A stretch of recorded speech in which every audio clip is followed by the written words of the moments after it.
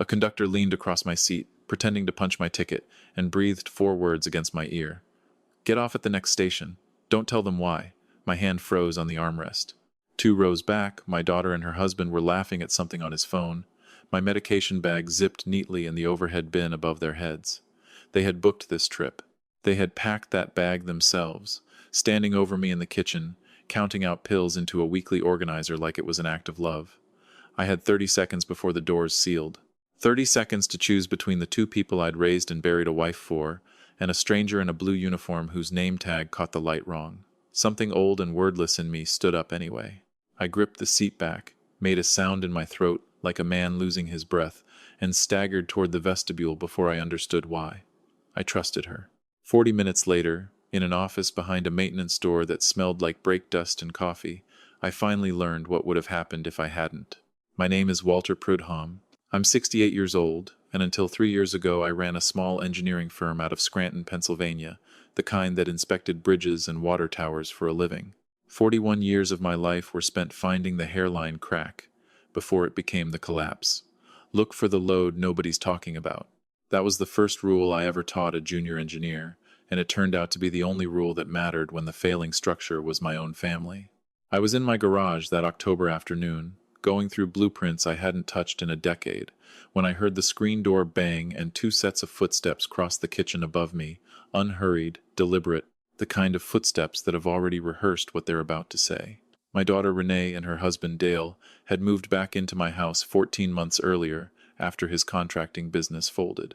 Free room, free board, and a silence between us, so complete I'd started talking to the dog just to hear a voice that wasn't asking me for something. So, when both sets of footsteps came down the basement stairs together, I felt my shoulders tighten before my mind caught up to why. Renee stood in the doorway first, Dale a step behind her, his eyes finding the workbench, the tool pegboard, the concrete floor, anything but me. Dad, Renee said in a voice she'd clearly practiced, we need to talk to you about something good. I set my pencil down slow. 41 years of client meetings had taught me that a small, unhurried gesture buys a man 3 seconds to think. Dale cleared his throat. We've been talking about family, he said. About doing something together before it's too late. Before what, exactly? I asked. Renee waved a hand like she was clearing smoke off a table. Dale, tell him about the train, she said. My son-in-law finally met my eyes, and what I saw wasn't excitement. It was a man trying to wear excitement like a borrowed coat. Dad, remember the trip we took up to Glacier when I was 22? Let's do that again. The full route, coast to coast, my treat, every ticket already booked. I folded my hands and said, you got food poisoning on that trip, and swore off trains for life. His smile flickered like a bulb about to go. I was young, he said.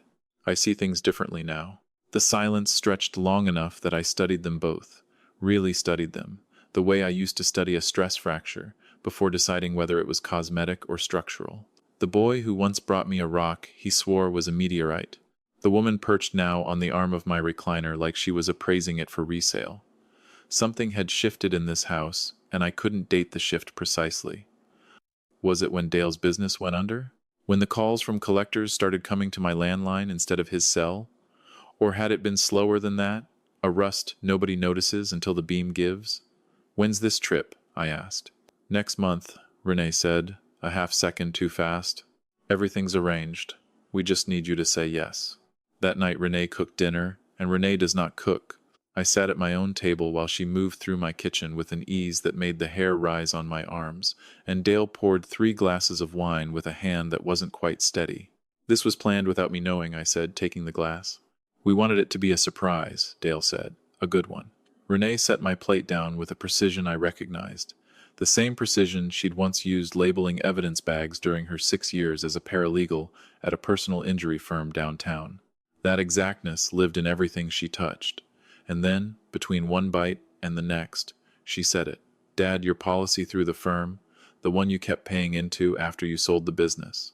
That's $810,000 now, isn't it? With the accumulated interest. My fork stopped halfway to my mouth. How do you know that number? I asked. Dale mentioned it once, she said lightly, cutting her chicken into pieces so even they looked machined. Just conversation. I looked at my son-in-law. He was studying his plate like it held the answer to a bar exam he'd failed twice. and a cold, quiet voice at the back of my skull, the same voice that used to flag a bad rivet from 30 feet away, said, "That number does not belong in this conversation." So I ran a test, the way I'd run 1,000 load tests before signing off on a structure. "I haven't been sleeping right," I said. "Some nights my chest does something strange, a flutter, almost." And I watched, the way you watch a gauge, for one unguarded fraction of a second. My son-in-law's eyes lit up unmistakably, before he caught it and rearranged his face into concern. "You should see a doctor about that, Dad," he said. And Renee cut in smooth as glass. "Dale worries too much." "You're fine, Dad. It's probably stress." Their eyes met across the table for half a heartbeat. Just half. But I'd spent 4 decades watching two people share a look they thought no one else could read, on job sites, in boardrooms, across conference tables, where one contractor was about to cut a corner and needed the other one's silence. I know exactly what a shared answer looks like. After they went up to bed, I found the itinerary printed and left on the counter, tickets already purchased, my seat already assigned and paid for. They'd been certain of my yes before they'd ever asked the question. I sat in my workshop past midnight with an old photograph of Dale at 19, grinning behind the wheel of his first truck, my arm slung around his shoulders like he was something I'd built and was proud of. I let myself feel the whole weight of that photograph. Then I put it away, because 41 years of engineering had taught me one law that never once failed on a job site. Every structure under stress leaves a mark. Something always shows the strain, if you know where to look. By morning, I'd made my decision in the dark. I would go on this trip. I would watch. I would document the way I'd documented every failing beam I'd ever condemned.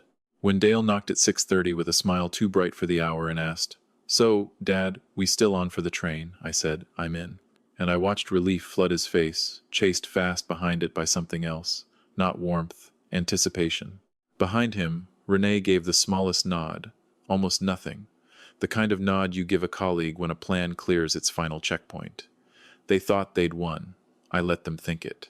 I packed with a method that morning, the same method I once used, packing an equipment case for a site inspection, nothing left to chance, nothing left unaccounted for. And when I got to my pill organizer, I paused, hearing Renee's voice again in my head. "You're fine, Dad." My hands moved without asking permission and put every bottle into my carry-on instead of the checked bag riding in the trunk of Dale's car. A small precaution. The kind that looks paranoid right up until the moment it saves your life. The drive to the station told its own story, for anyone keeping notes. Dale said the trunk was already packed full of Renee's bags, so my suitcase rode wedged between my knees in the back seat, though I'd caught a glimpse of that trunk in the driveway and it had looked nearly empty. He gripped the wheel with both hands the entire drive, knuckles pale at every red light. Renee typed messages on her phone and deleted the thread the instant she hit send, her face wearing a stillness I'd started thinking of as her working expression, the one she used to wear typing up depositions. "Excited for the trip, Dad?" Dale asked, and his voice cracked on the last word like a boy's. "Should I be?" I said. He missed it completely, eyes on the road, already somewhere else. We passed the elementary school where Renee had once played Mary in the Christmas pageant, the community pool where I'd taught Dale to swim the summer he moved in with us as Renee's new boyfriend, 17 years old and terrified of the deep end. Every mile, the pressure behind my sternum grew heavier, and it wasn't my heart. It was information arriving faster than I could process it. At the station, Dale found parking in the short-term lot for what was supposed to be an 11-day trip, and Renee steered me through the checkpoint first, her hand firm on my shoulder blade, watching the X-ray screen over the agent's head with an intensity that had nothing to do with courtesy. She leaned in, studied something on that monitor, and only relaxed once my carry-on came through clean on the other side. "See, easy," she said, and her relief was 3 sizes too large for the moment it was meant to fit. At the gate, their boarding group was called first, and they vanished down the platform without a single glance back, leaving me standing in a crowd of strangers, with my suitcase handle biting a groove into my palm. If you have ever stood somewhere public and understood, all at once, that the people who are supposed to be looking for you in a crowd have already stopped, you know that feeling has nothing to do with loneliness. It is data. It is a reading on a gauge you've learned, over a lifetime, never to ignore. When my group was finally called, I walked down that platform slow, feeling the strange finality of it, the narrow gap between the platform and the train like the last inch before a structure either holds or gives. I stepped up into the car, into the recycled air, and the hum of the rails already turning underneath me. And that's when a conductor angled toward me down the aisle. Her name tag read M. Alvarez. Her smile was standard issue professional right up until she leaned close, pretending to check the ticket in my hand, and her breath touched my ear. Act sick and get off this train, right now. Then she was gone, moving on down the aisle, checking overhead bins, smiling at other passengers like nothing in the world had happened. I stood frozen between two rows, my heart doing the flutter I had only invented 3 nights earlier as a test. 6 rows ahead, Renee and Dale sat with their heads bent together over his phone. Was this a joke? Some new safety drill? I took one more step toward my seat, and Conductor Alvarez appeared again at my elbow, and this time, whatever professional mask she'd been wearing had cracked straight through the middle. Her fingers closed around my sleeve, not gently. "Sir," she said, low and fast, "I need you off this train before we clear the platform, and I need you to trust me completely for the next 90 seconds. Her eyes weren't confused. They weren't performing concern for a difficult passenger. They were afraid. The specific, focused fear of someone who already knows exactly what's coming and is racing a clock the rest of us can't see. I don't remember deciding.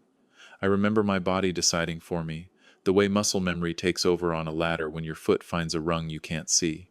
I clutched the seat back, made my breath go ragged and shallow, and said, loud enough for the row behind me to hear, I can't catch my breath."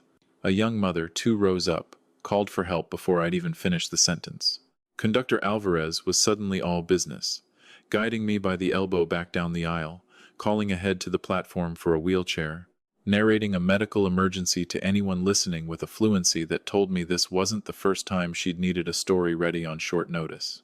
Behind us, I heard Dale's voice, sharp with something that wasn't concern. "Dad? Dad, what's wrong?"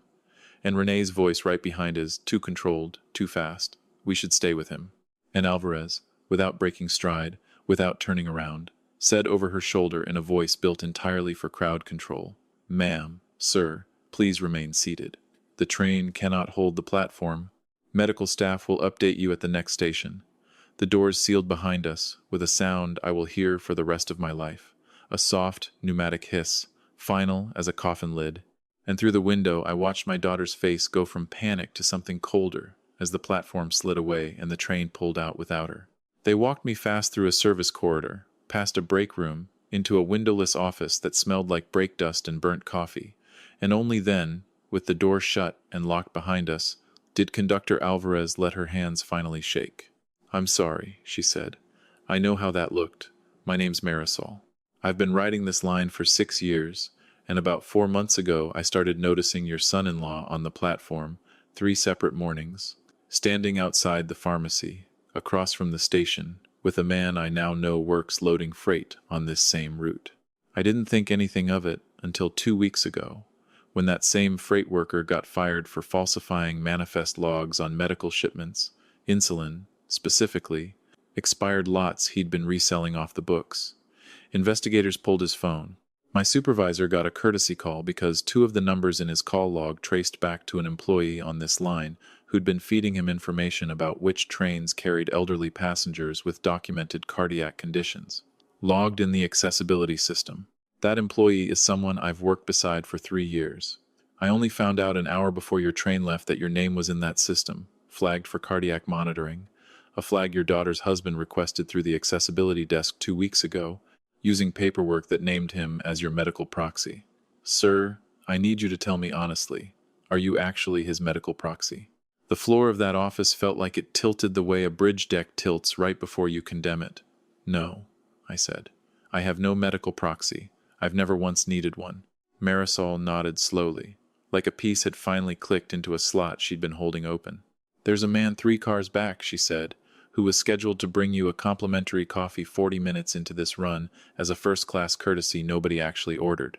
Security pulled him off 2 stops before we boarded, on an unrelated ticket, irregularity, pure luck. And when they searched his bag, they found a vial that field tested positive for a concentrated insulin overdose, enough to stop a healthy man's heart inside 20 minutes, made to look, to any small-town coroner running a routine tox screen on a 70-year-old cardiac patient, like nothing more than a man whose own heart finally gave out on a long train ride. I sat down hard in a folding chair because my legs had simply stopped agreeing to hold me. He tips his coffee. He collapses somewhere around the dining car.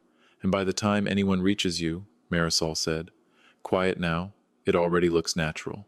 Nobody orders an autopsy on a 70-year-old man with a documented heart flutter. Nobody goes looking for insulin in a man who isn't diabetic, unless somebody tells them to look. I want to tell you I felt rage in that moment, something clean and simple I could point at and name.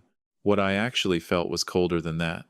It was the specific, terrible calm of watching a structural report confirm the exact failure you'd already run the numbers on and prayed you were wrong about. Marisol walked me off at the next station personally, stayed with me until a transit police detective named Osei arrived to take my statement. And it was Detective Osei who explained, gently, what I already understood in my bones. There was no arrest yet. Not for Dale, not for Renee, not for anyone. What they had was one fired freight employee, one insulin vial in the possession of a man with no medical role on that train, and a paper trail of proxy forms with my daughter's husband's signature on them. What they didn't have, yet, was proof any of it traced back further than that. If I went home and confronted my daughter that same night, Detective Osei told me, everything either destroys itself or goes so quiet we never see it again. If I go home and say nothing, and let them keep believing whatever story they've told themselves about why I got pulled off that train, I give investigators time to build something that actually holds in a courtroom. So that's what I did. I went home 3 days later than expected, having told Renee only that I'd had chest pains, been kept overnight for observation, and decided to fly back once cleared. I watched my daughter's face when I walked through my own front door, watched her search it for information before she managed to arrange it into relief. Dad, thank God, she said, and hugged me, and over her shoulder I watched Dale's face do the same thing his had done at that dinner table months earlier. That same half-second flash before the mask resettled. For 6 weeks after that, I lived in my own house, like an inspector walking a condemned structure that doesn't yet know it's condemned, cataloging every crack, saying nothing. I watched Dale make 2 more calls to a number Detective Osei's team was already monitoring. I watched Renee request my full policy documents from the insurance company's online portal, using login credentials I never gave her, on a Tuesday afternoon while I was supposedly asleep upstairs. Every single thing I watched, I wrote down that night in the same style of notebook I'd used my whole career, logging inspection findings, dated, timed, specific, because 41 years of expert testimony had taught me that a jury believes contemporaneous notes the way they never quite believe memory. It took 11 weeks. Detective Osei's team eventually connected Dale to 3 separate calls with the fired freight employee, recovered a text thread between Dale and Renee discussing, in language just vague enough that they'd clearly thought it was safe, handling Dad's stress on the trip so it doesn't turn into a bigger problem later, and matched the handwriting on my forged proxy paperwork to a notary Renee had once worked alongside at her old law firm, who folded within an hour of being questioned and testified that Renee had asked her, as a favor between old colleagues, to notarize a signature she never actually watched me sign. The trial ran 9 days. I sat in the gallery for all of them, and I testified for 1 hour and 40 minutes, mostly answering questions with the same plainness I'd once used, explaining to a city council why a bridge needed to close immediately rather than next spring. On the stand, the prosecutor asked me directly whether I believed my daughter intended to kill me.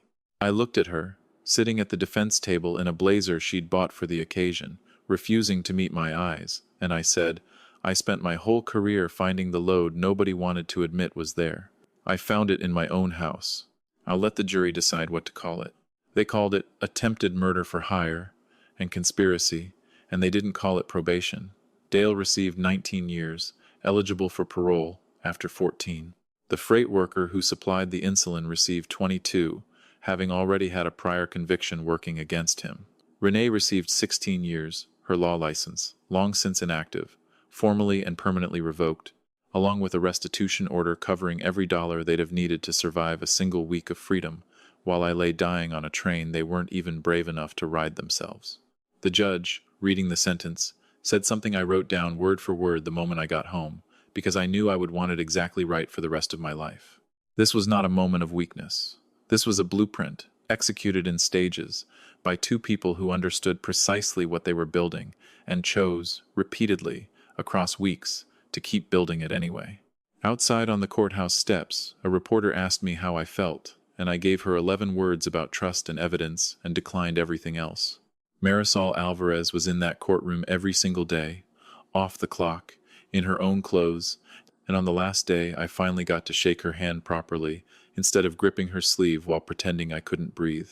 I've since made sure that every single year, on the anniversary of that train ride, a scholarship goes out in her name to a transit worker's kid who wants to study nursing. Because Marisol told me once that she almost didn't say anything to me at all, almost decided it wasn't her business, almost let the doors close the normal way. I think about that almost more than I think about almost anything else. Here's what this whole ordeal taught me, and I want to hand it to you the way I'd hand a report to a client plainly, because the lesson is the entire reason I'm telling you this story tonight. Most of us make the same mistake with the people closest to us.